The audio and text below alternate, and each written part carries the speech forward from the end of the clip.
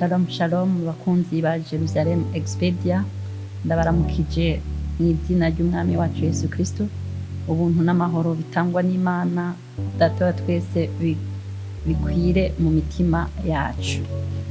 Kaze cyane ku rubuga rwacu ngurukana bumenyi mu nyigisho agakiza, muri ya ntumbero yo kubohora imitima ya benshi yaboshwe na wa mugwanizi Satani mu izina rya Yesu Kristo. Kaze cyane mu nyigisho agakiza. Ubutaha twari twize ku ntambuko, turacyari ku ntambuko zo kubaho agakiza. Muri izo ntambuko twarabonye hariho kuvuka, hariho kuregwa, hariho gukura. Gukura rero niho turi.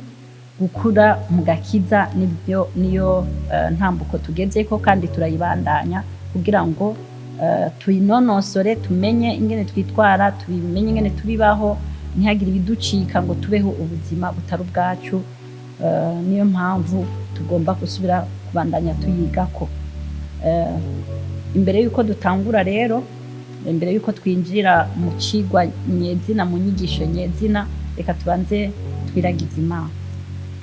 Data mwiza, mu izina rya Yesu Kristo, ndagushima muri kino gitondo ciza watwongeye kubaho, kugira ngo umwami tugaragaze bwa bwiza bwawe biciye muri izi nyigisho turiko turatanga kuri runo rubuga. Ndasenga ngo umuntu wese aza kuzumviriza zimubere ubuzima, zimucikire ubuzima, ntibibe za nyugutu gusa, bibe canke amajambo gusa, ariko bibe ubuzima.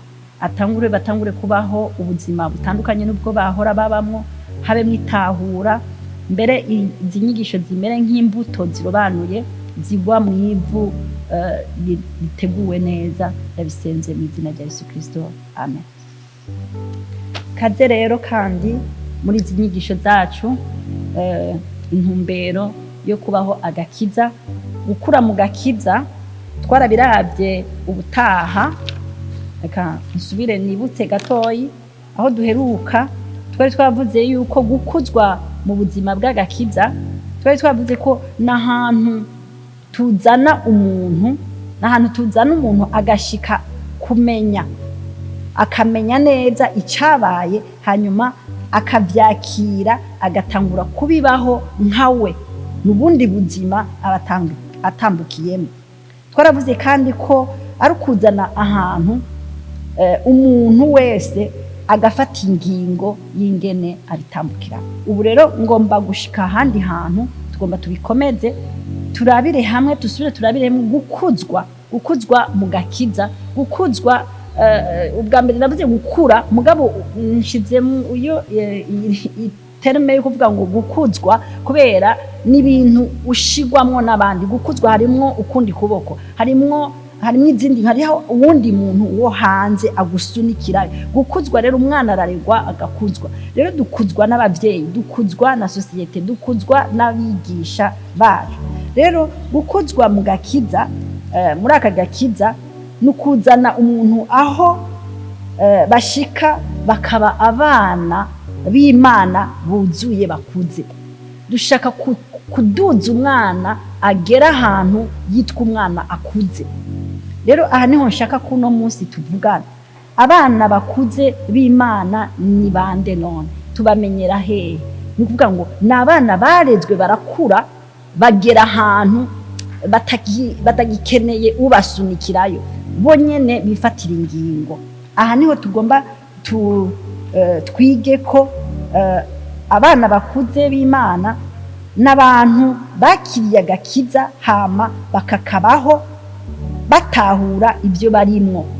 Reka twifashishe amajambo ari muri Bibiliya, tusubiremwo turabe ingene bigenda bikurikirana. Abikorinto ba 2:5 umurongo wa 17 havuga ngo, nuko rero umuntu wese iyo ari muri Kristo aba ari caremwe gisha, ibya kera biba bihise, byose biba bicitse bisha. Ni kuvuga ngo umwana mu gukuzwa atahuzwa yuko ibya kera byarahise, yakiriye Kristo. Nuko ngo rero umuntu wese iyo ari muri Kristo, nuvuga ntakiri mu kumwakira, ubu ari muri we. iyo umuntu ari muri Kristo Yesu, ni ukuvuga ubu twaramaze gushika mu kibanza, ni kibanza umuntu yiyumvamwo ko arimwo. Iyo umuntu rero ari muri Kristo aba ari icaremwe gisha, ibya kera biba bihise, byose biba bicitse bisha. Ni ukuvuga ngo ya nyifato, kwa kubaho, kwa kwiyumvira, kumwe ugenda, ya nyambaro, ya kwa kuraba hanze, kwa kuraba muri societe ingene bimeze, ingene bikora, byose byaheze, tugiye ahandi hantu, byose ari bisha. Aha rero nitahura ryo hejuru rituma ritwereka ko umwana yakuze n'ingene abyumva, ntagenda bifatanye nk'uko muri societe bagenda, ntabaho bifatanye nk'uko mu kibano ahaba bimeze. Aba afise ibindi byiyumviro, aba afise ukundi kuntu abyumva, ingene abigenderana. Umurongo wa 18 havuga ngo ariko ibyo byose biva ku Mana yatwiyujuje ko ku bwa Kristo, ikaduha igikorwa cyo kugabura umwuzuzo. Nuvuga ngo hariho ibindi bitwuzuye, bya bindi bya kera tugipfa fana na Kristo, tugiye kubatizwa badushize mu mazi tukavayo, twapfuye twazutse. Nuvuga ngo mfisi ibindi byiyumviro, mfisi yirindi tahura, ibya bindi bya kera sinkiri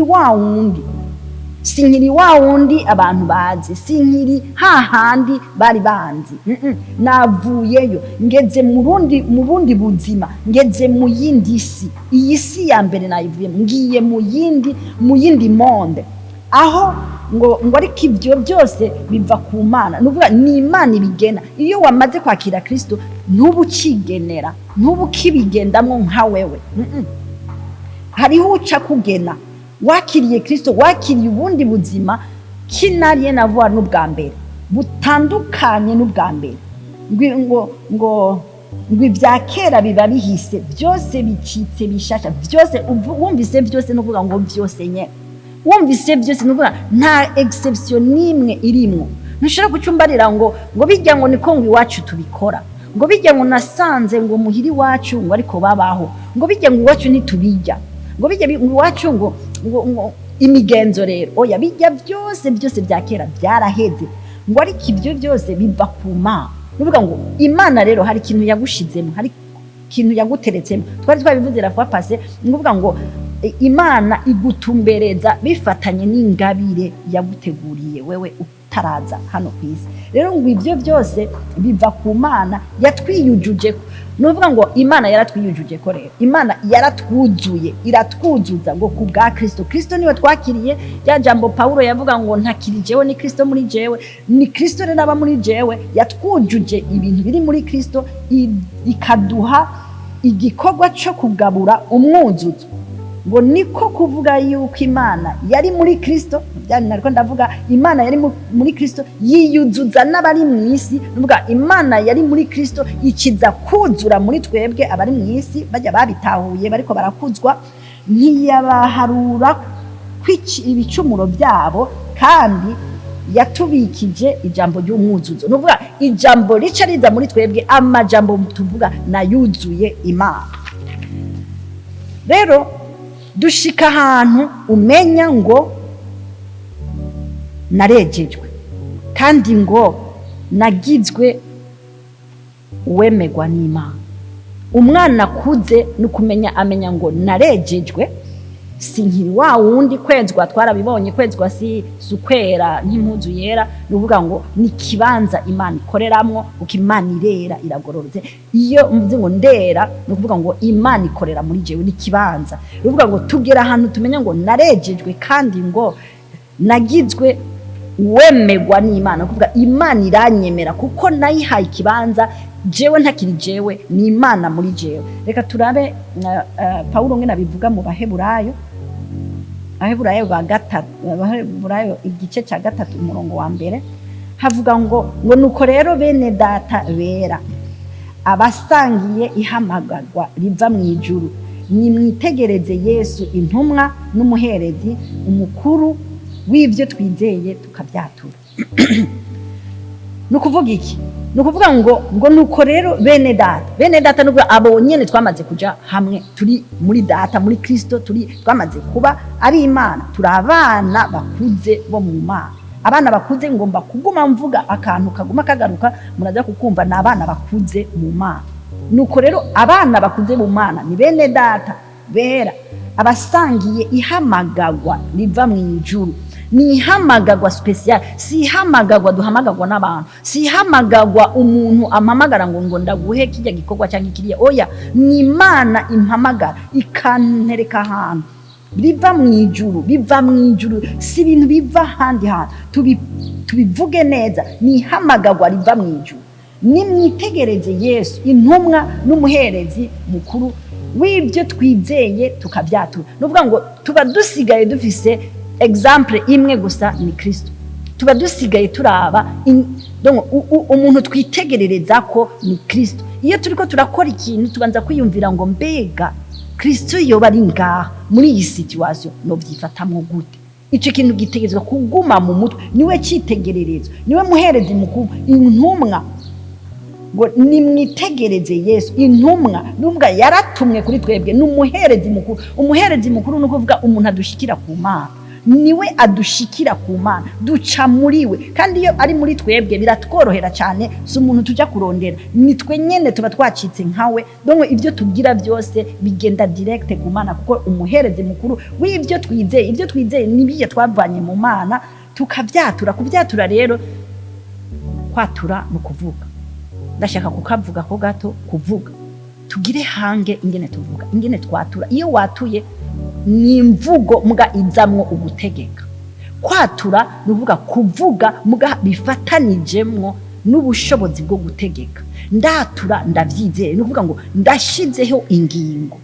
Iyo ndiko ndavuga rero, tugire hange y'ibyo twatura n'ingene tubivuga. Kuko iyo tuvuze ngo ndakenye, ngo ashaka ku kwezi ngo hari agakrizi, urabe neza ko ako gakrizi uragahamagaye kaca kaza. Ariko twe ntidutegerezwa kuvuga bifatanye na situation du moment. Tuvuga ibyo twizeye biri muri Kristo Yesu. Muri Kristo Yesu na hantu tuzi ko twatakariye harimwo byose. Ni yindi si, ni yindi monde tugenderamo. Kinariye na voile ni ya mbere nabivuze, hajya bavuga ngo byose biba bibaye bisha.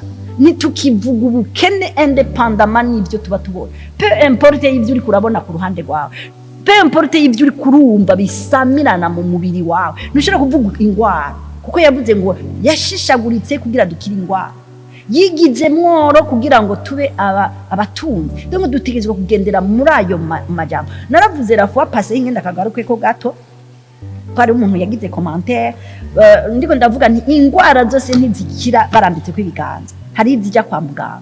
Bijya rero ndiko ndabivuga ngo ndagasubiremo ndagapresize, ubundi twarakiza ingwara. Ubundi umuntu wese ari muri Kristo Yesu yarakiza ingwara, nategerezwa kugwara. Mugabo si kuvuga ko ingwara itaza. Rero bivanye n'itahura ryawe naho ugeze mu gukura, niho nyamvuga ni ingwara zose ntizikirira ku biganza turambikamo. Hariho abaja kwa muganga bivanye na nivugeze. Aha tugapresize neza, uko umwana aracanyweshwa amata, si kuvuga ko adafite amaboko. Yo kwinywesha niyakura, yo kuja kurondera ayo mata akayigaburira. Ariko gushika ubu ari umwana muto barayamuronderera bakayamunywesha. Naha rero no muri ibi by'ingwara hajya bakigusengera canke ukija kwa muganga, ni niveau de vie ugezeko, n'urugero ugezeko. Hari urugero ugerako by'ukuri ukaba umeze nka Kristo, nta ngwara, nta bukene, nta kunanirwa, nta gushigwa hasi. Bijya byose ubugeze kuri nivo yo hejuru cyane. Abajye rero tubwira nibajya bakinjira mu Gakiza baracara abana, twababwira ngo ntitujya kwa muganga. Hari habo boca bapfa, hari abantu bodupfana, kandi byo cya biba bitugoye, kuko umwana turacamugaburira kandi ejo ari wazobagaburira iyindi miryango. Umwana uracamuhetse kandi ejo azoba ari kariruka akagusiga. Nuvuga ngo ni n'amanivo. Rero iyo turiko turigisha bene ivyo bintu rero, ngo nuko rero bene data bera basangiye ihamagagwa, dutegerezwa kugera ahantu tumenye ihamagagwa twajemwo. Ni ihamagagwa turaba icitegererezo Kristo. Kristo nta hantu namwe twigeze tubona agwara, nta hantu twigeze tubona arira ngo arashonje, nta hantu twigeze tubona arira ngo ntagira inzu, nta hantu twigeze tumubona arira ku kintu icyo ari cyo cyose, kiretse ahantu honyene yaragiye kwikorera le monde. Hari hageze yaragize ubwoba kubera umubiri, arabwira data ati data urampevye, iki gikombe kindengane. iyo ni yindi etape tutaragera gushikaho. Muga ahandi yarerekanye ubumana bwose bwogaboga, kandi naho nyene yarerekanye ubumana kuko ntiyabikwevye, ntiyaciye abica ku ruhande. Rero abana bakuze mu Mana nabatahura ihamagagwa ryabo. Jena ndafise icyo nahamagawemwo, nawe urafise icyo wahamagawemwo, nawe urafise icyo wahamagawemwo, nuri yarafise icyo yahamagariwe, ariko byose bikorakorana mu Mana imwe. Ihamagagwa rero byacu dutegetswe kuritahura. Igihe rero ugeze muri ukamenya ngo byose byarabaye bishasha, ucumenya rero ngo kare nahora nduriya none ubu ncambike. Umwana kuza cabimenya, umwana kuze arabyumva muri we, kuko tugomba turaza kubishikako. Kuko umwana wese iyo akuze abazi icari, abazi icyatekeye, abazi icyo ashoboye, abazi icyo amaze muri sosiyete abamo. Umuntu ntabaho ohazara arazi jewe ngo ndi umwubatsi, iki gisagara kizosa neza kubera nize kubaka. Uwundi akavuga ati jewe nize iby'amatara, iki gisagara ntegerezwa ko kibamwe amatara. Si ibintu barinda kugusunika, uriga ukagira ubushakashatsi.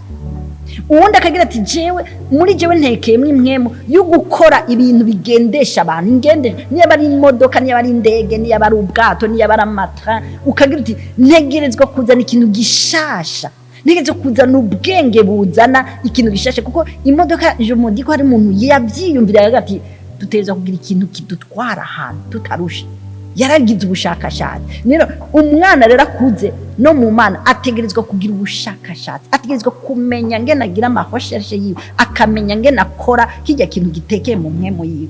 Nka turabe Abikorinto ba mbere, Abikorinto ba mbere cyo cya mbere umurongo wa 26 ngene havuga ngo muzirikane ihamagagwa ryanyu bene data, yuko ab'ubwenge bw'abantu bahamagawe atari benshi, abakomeye bahamagawe atari benshi, abapfasoni bahamagawe atari benshi, ariko Imana yatoranije ibipfu byo mu isi bimaramaje abanyabwenge, kandi yatoranije ibinyantege nke byo mu isi bimaramaje ibikomeye, kandi n'ibyoroshe byo mu isi n'ibikengerwa mbere n'ibitariho Imana yarabitoranije bititure ibiriho. Aka kantu kaca kakwereka rero ihamagagwa ryawe nta kintu na kimwe winjirana mu Mana. Ugiye mu Mana ni nkapanye, ni nk'igiseke kigaragara winjiranye, bya bindi byose wahoramwo wabisutse hasi byapfuye, hanyuma winjiye uri y'ikibanza kigaragara Imana igomba ishiremwo ibyo ishaka gukora. Nahare kivuga ngo muzirikane ihamagagwa ryawe, nuvuga ngo kuzirikana nuko ngo iyumvire neza ihamagagwa ryawe, yuko ab'ubwenge bw'abantu bahamagawe atari benshi. Ni kuvuga iki? Imana ntiraba ngo wewe ufise ubwenge, ntiraba wewe ngo ufise amafaranga, uri umutunzi, ngo wewe urazi ubwenge mu kugira biriya na biriya, ngo ntiraba ngo wewe ngo urakomeye, urahambaye, urazi kugwana, uri gikomangoma, uri umusirikare, ufise amapete, uri umukuru, uri umuntu ahambaye muri ibi canke biriya, uri umugore yemewe, uri umugabo yemewe, urinde evuze ngo n'abapfasoni ngo bahamagawe ngo si benshi, ngo n'abahambaye bahamagawe si benshi, ngo ariko Imana yatoranije ibipfu. Ni kuvuga ngo ikitora cyose uko umeze kose, naho bo wari kuba witwa umukuru agera hari hejuru, si burya bukuru azokoreraho, si burya bwenge azokorera, agutora ukuri kose kuko azi ko agomba yuzuzemwo ibindi bintu bishaka. Dutegerezwa kugera ahantu tumenya ngo iyo tugiye mu Mana rero tugiye mu Gakiza, gukura kwawe nukumenya ko Imana ivyo yateretsemwo akaba ari byo ukoresha, si ibintu winjiranyemwo, si bagage uzanye, ntituguharurira ku bwenge wazanye, si ubwenge tujya mu ishuri kwiga, si doktora yawe Imana ikeneye, si doktora yawe Imana ikeneye, si ubuganga bwawe, si ubuenjeniyera bwawe, si ubutunzi bwawe Imana ikeneye. oya, Imana ikeneye ko yiha ikibanza, hanyuma ico kibanza nico Imana ikimenya icishiramwo. Ni Imana yitorera ibigenywe, ni Imana imenya ibikenewe ikabishira ngaho. Bivuga ngo ariko Imana yatoranije ibipfu byo mw'isi bimaramaze abanyabwenge, kandi yatoranije ibinyantege nke byo mw'isi bimaramaze ibikomeye. Ni ukuvuga iki? Wewe iyo iriko iragutora ntiraba bugufi, ntiraba uburebure, ntiraba umuryango uvamwo, ntiraba amafaranga ufise, ntiraba sosiyete uvamwo, wigera hejuru, kuko Kristo yari kuvukira ibwami, ariko yavukiye mu bwato bw'inka, yavukiye no mu muryango ngo ukenye, avukira no mu gisagara ngo atakiza na kimwe bitezemwo. Ni ukuvuga ngo Imana mu bwato bw'inka, aho inka zirira, ni ukuvuga ahantu haciririye, ahantu haba imbere. Ni ukuvuga Imana ishaka kwerekana ko itarinda ibitwe turabisha amaso. Nico gituma iyo igutoye igufutamwo bijya byose wahora ubona n'amaso, kugira ushike ahantu Imana yonyene yikorera yonyene, ngo kugira imaramaze bya bintu. Iratora umuntu ataco atazi no kuvuga A na B, atazi no kwiga, atazi no kwandika, ariko ikamukoresha ibikomeye, ikamukoresha bya bindi by'ubuhizi, ikamukoresha. Ariko yavuze hano yavuze ngo ariko Imana ntiyatoranije ibipfu byo yavuze ngo hejuru ku murongo wa 26, mbabarire gato, ngo muzirikane ngo yuko ab'ubwenge bw'abantu bahamagawe atari benshi. Hariho abantu muri abo ivuze ngo watari benshi, ni ukuvuga ngo barimwo kamera. Hariho abantu bafise ubwenge bwo ngaha ku isi, harimwo abakomeye si benshi mugabo barimwo, abapfasoni bahamagawe si benshi mugabo barimwo. Nuvuga ngo hariho abantu Imana ishiramwo même si bafise ibyo byo ku isi, ikaza kubikoresha mu Mana, mugabo ntubijana nk'uko byari mw'isi. Utegeza kubyadabuta, utegezwa kubihuza n'icyo Imana ikora, kuko ngaha ubigiyemwo woza kumpariza ukavuga uti ego yavuze ko nidashiramwo abahambaye mugabo si benshi. Ni kuvuga ngo muri nuance birumvikana ko barimwo quand même, ego ndavyemeza ko barimwo, ko usomye ijambo birumvikana ngo barimwo muga si benshi. Ni ukuvuga iki? Nubwo abo barimwo si vyikonsidera ishiramwo bishasha vyiwe, nibikonsidera ibyo ngo Imana birayikanga ngo uri umuntu ahambaye, oya, muga irashobora gukoresha ubwenge bwawe, kacicisha mu bwenge bwawe, bica biyorohera, kuko umwana yarasanzwe afise ubwenge, umworiyansa ahandi hantu aca kariha n'ingoga kurusha uwundi ataco yaramana. Ariko Imana yoyo ngo nibipfu bitoranya nibipfu byo mw'isi. Nuvuga wa wundi wita igipfu wewe, wa wundi witota camaze wewe, wa wundi ugira uti jya shano mbiga ujya maziki. Nico gituma mwishengero abantu benshi bazazanira iyo turiko turarobanura abamavuta, gasanga none ujya ayi ko tubiravye umengo yari umwana, none ujya azokora iki, azobishobora gute?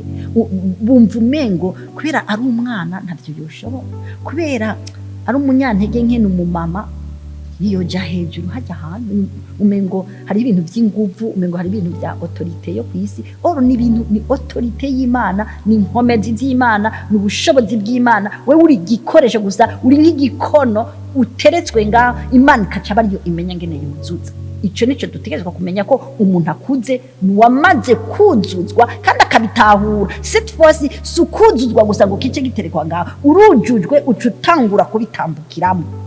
Nukuvuga rero ngo Imana we yashatse kumaramaza biriya byose, ngo kandi ngo nibyoroheje byose byo mw'isi nibikengerwa mbere nibitariho, Imana yarabitoranije ibititura biriho. Nukuvuga ngo hari ibintu Imana ikoresha wewe wari wibaza ko bitabaho, ariko ugasanga birahari.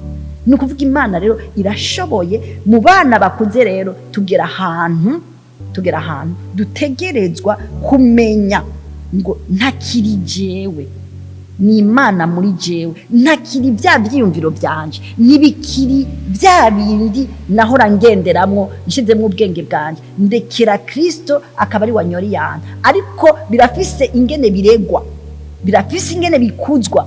Nuca wicara gutya ngo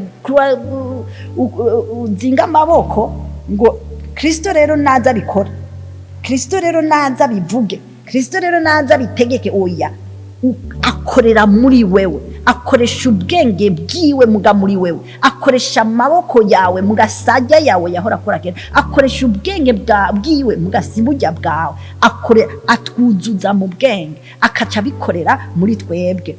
Aha rero dutahura byinshi cyane, n'ahantu rero tumenya ngo ntibikeneye rero ubwenge bwawe nka wewe, ubukuru bwawe nka wewe, inkomezi zawe nka wewe, oya, byose ni iby'Imana ikuzuza, ni iby'Imana iguha. Hari ibintu rero aca kuzuza akagushiramo, umwakiriye ukinjira, uca winjira ahandi hantu, winjiye mu yindi si, winjiye mu bundi bwami, n'ubundi bwami tugiye gukorera butandukanye n'ubwo wahora.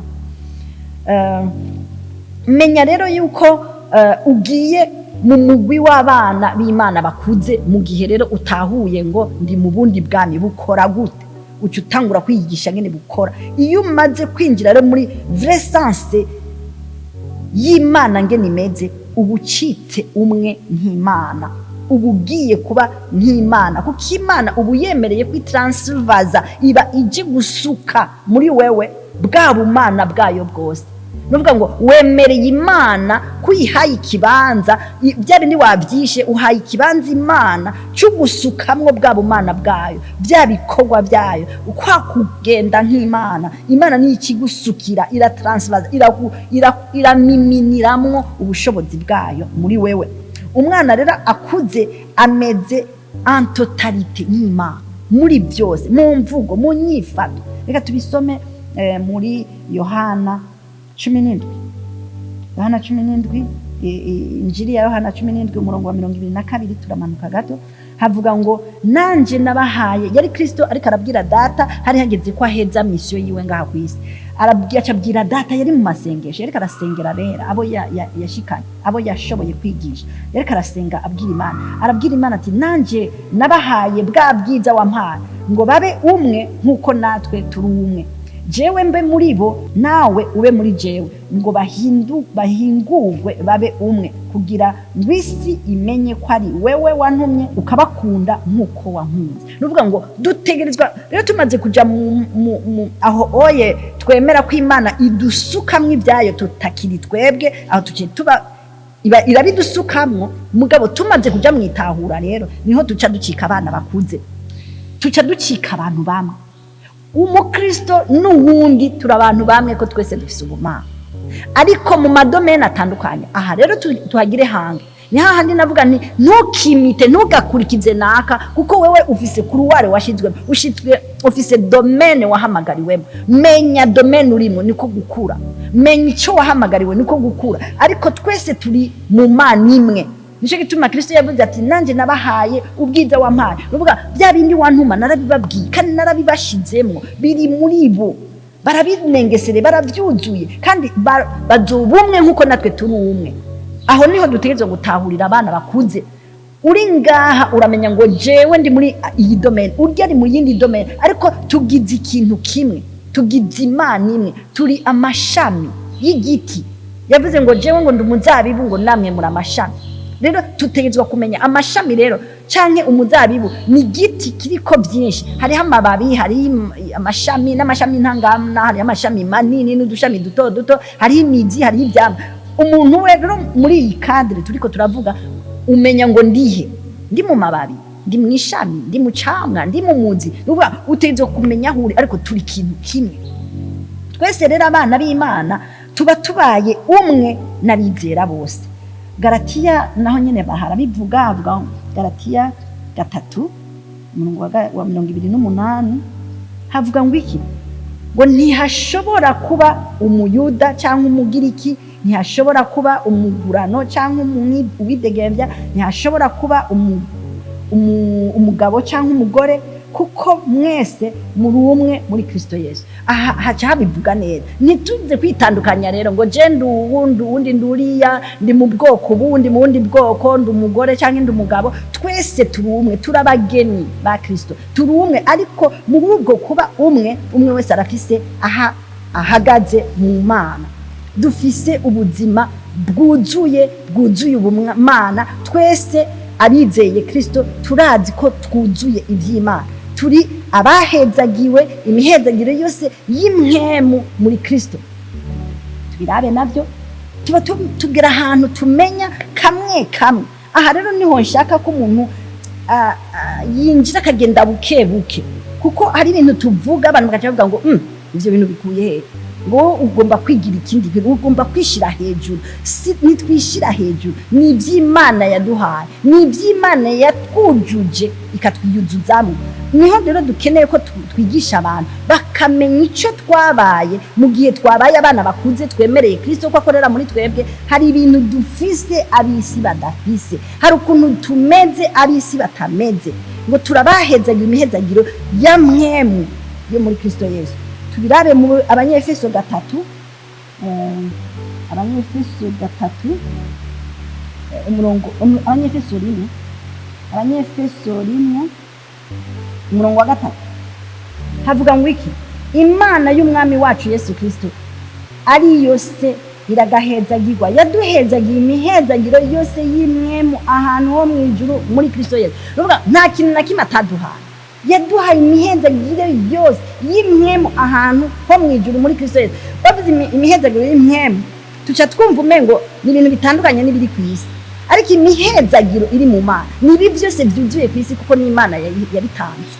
Hariho ubutunzi, hariho amagara meza, hariho gushirwa hejuru, hariho ubukuru, hariho ubutore, hariho ubwiza. Ibintu byose biri mu mwemu y'Imana. Twarabihezagiwe kandi twabihezagiwe ahantu ho mu ijuru muri Kristo Yesu. Nitwabihezagiwe tumaze kwinjira, tugiye mu yindi si yo mu ijuru, ariko turi ngaha. Ntihandi Kristo yavuga ati data, numva no gasoma muri Yohana 17 yavuze ngo 14 umurongo wa 14 havuga ngo nabahaye ijambo wampaye, ngo kandi abisi barabanga kuko atarabisi, twe ntiturabisi nuko nanje ntari uwisi. Singusaba ngo bakure mwisi, ariko ngo barindire mwisi sabisi, kuko nanje ntari uwisi. Niturabisi ariko turabijuru. Ndaza kubisoma hepfo, turabijuru twahezagiwe ibyo mu ijuru. Nubwo turi ngaha ku isi tubaho ubuzima bwo mu ijuru. Abantu rero naha batakarira bashaka kubaho ibiboneka byo mu isi. Oro twebwe ab'Imana bamaze kuba abana b'Imana bakomeye bakuze, tubaho ubuzima bwo mu ijuru, aho tubikura muri Kristo Yesu. Tubikura muri Kristo Yesu, si ibintu twigabira, ni ibintu Imana yamaze kuduha biri muri Kristo Yesu. Bavuga ngo Imana y'umwami wacu Yesu Kristo ari yose iragahezagirwa, yaduhezagiye imihezagiro yose y'imwemu ahantu ho mu ijuru, kandi biri muri Kristo Yesu. Rero twebwe ibyari mu ijuru twabironse muri Kristo Yesu. Kristo Yesu yaje ngaha ku isi kugira abiduhe, ariko ni iby'ijuru, ni imihezagiro yo mu ijuru. Imana ishimwe cyane. Rero twarahezagiye imihezagiro y'ahantu ho mu ijuru. Nico gituma turabadasanzwe, abantu badasanzwe, dutegerezwa kwifata uko Imana yabivuze. Petero nawe wa 2 gice ca mbere umurongo wa 3 havuga ngo iki? Havuga ngo kuko ubushobozi bw'ubumana bwaduhaye iby'ubugingo no kubaha Imana byose, tubiheshwa no kumenya neza uwaduhamagarishije ubwiza bwiwe n'ingeso ziwe nziza. Ibyo byatumye aduha ibyo yasezeranye by'akabura rugero bihambaye cyane, kugira ngo bibatere gusangira n'Imana akameremere kayo, mumaze gucika muva mu igorero byazanywe mu isi no kwifuza. Hari ahantu Imana ishaka ko tujya, hari ahantu Imana ishaka ko tugera. Waramaze gupfa, byose nibishasha, ariko nturamenya ko ufite ibintu bishasha, nturamenya ko uri kugendera mu buzima bushasha. Hari ahantu utegerezwa kwishikana. Ibyo byatumye aduha ibyo yasezeranye, n'ibintu yasezeranye by'akabura rugero, no kuvuga incontable, nuba ibintu bidaharuritse, ibintu by'akabura rugero byiza bihebuje, byinshi bihebuje, bihambaye cyane, kugira ngo bibatere gusangira n'Imana kameremere kayo. Hari hano dutegerezwa gusangira kameremere gusa n'Imana. mumaze gucika muva mwiborero nuba rero twamaze gupfa twavuye muri bya byaha twamaze kuba bashasha hari hahantu rero tuca dushika tukaronka ibyo bintu byacu nkuko Imana ibitwemerera. Haraho rero duca dushikanwa hehe? Dushikanwa ahantu tumenya ngene tubigendamo ngo iki. Aha nyene Petero wa mbere umurongo wa 5 wa mbere, Petero wa 2 igice cya mbere ku murongo wa 5 hacavuga ngo mbere ngo kuri iyo nyanduruko aho twamaze kubimenya rero iyo nyanduruko nyene yo kumenya ico dufise n'ingene tumeze ko twamaze kumenya ko twakuze ubwanyu mushiruke umwete nubwo tugira umwete. Abantu baricaye bararyamye mu ishengero nibazi ibyo bariko bararonderayo, bazi ko kugenda ngo badusengere umugisha, badusengere imihezagiro, badusengere ingwara nkire. Hari ibintu twaje kurondera. Umviriza ngo mbere kubw'ibyo nyanduko nyene ubwanyu mushiruke umwete wose ukwizera mukongereko ingeso nziza muzongereko ubwenge mu bwongereko, kwirinda mu byongereko, kwihangana mu byongereko, kubaha Imana mu byongereko, gukunda bene data tubyongereko, urukundo. Tugeze ku rukundo nta kintu basubira kuvuga ngo mu byongereko, kuko urukundo ni iki? Urukundo ni Imana, urukundo ni Kristo. Tugeze ku rukundo turashitse. Ushitse ahantu wahebye ingeso mbi ukagira bijya byose bakubwiye ibyo wongera ugashikaho shikira urukundo urahejeje. Iyo ugeze rero umukristo ageze ahantu ibintu byose atakibirasha, adakunda bamukunda, atagendera mu atakora nkuko bariya, agera ahantu bose arabakunda independent y'ibyo bamukoreye. Ndagukunda independent y'ibyo wangiriye, ndakwiyumvamo independent y'ibyo ndakubona. Na hantu rero dushitse ku rukundo, dushitse kumera nk'Imana byuzuye, biruzuye rero biranengesere. Tugeze ngaho rero tuca tumenya ngo nabaye umwana akuze, ndi umwana akuze. Rero iyo ngeze aho nkuze ndabyishimiye ngo kuko murongo 8 havuga ngo kuko namba mugira ibyo bikagwira bituma mutaba abanyabute canke ingumba kubyo kumenya neza umwami wacu Yesu Kristo. Ingumba n'umutabyara. Ingumba bavuze ingumba muri iri jambo ry'Imana nuvuga umuntu atagwiza igikorwa cy'Imana muri we. Nituzoba abatagwiza igikorwa kuko ni wabimenye ibi byose uzocuja muri babandi ababyara rero si kuvuga kubyara abana, ni ukuvuga ngo ababyara abakristo benshi, abazana benshi ku Mana, abatahuza abandi, ababigisha kubaho bwa buzima abandi batazi. Hariho ubuzima abantu batazi. Hariho ahantu dushaka gushikana abantu gushika ubu no mwishengero benshi bataramenya kubaho ubuzima bw'Imana. Si bose barizi kuko baravangatiranya ibyo mwisi n'ibyo mwisi y'imwembe, kuko iyo ugiye mu Mana ugiye mwisi y'imwembe.